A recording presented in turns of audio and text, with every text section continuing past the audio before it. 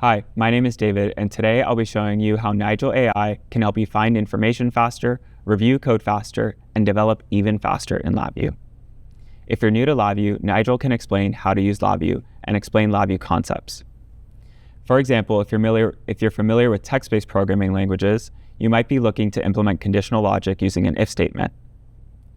With Nigel, you can find information by asking questions. So let's ask Nigel, where are if statements in LabVIEW? Sure, you could search online or spend time reading the manual, but this is a lot quicker. And Nigel has direct access to LabVIEW documentation, so you know that you're getting reliable and trustworthy information. Here I can see that Nigel has suggested a select function or a case structure, the LabVIEW equivalent to if statements.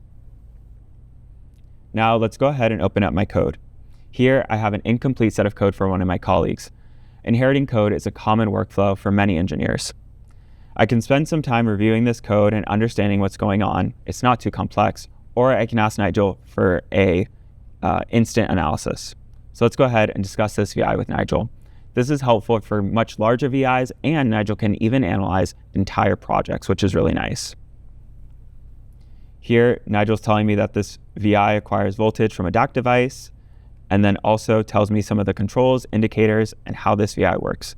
This is really helpful for getting an understanding of what the code does before I begin developing. And now let's move on to development. I can see here the to-do list that my coworker left me, and I'm supposed to save my data and add a stop and clear DACMX task. Let's start with saving my data. Here I can use the global search functionality to search for functions and palette items and examples that match this specific use case.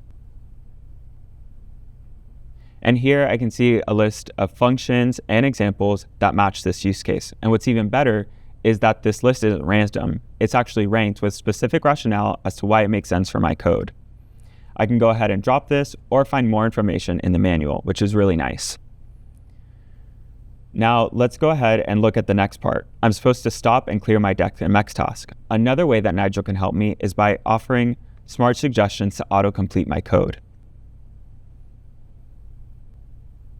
Here I can see that Nigel has offered the stop task and the clear task, which is exactly what I want. So I'm going to go ahead and apply that change. This is really nice and will save engineers tons of time. Get a trusted LabVIEW expert at your side with Nigel AI.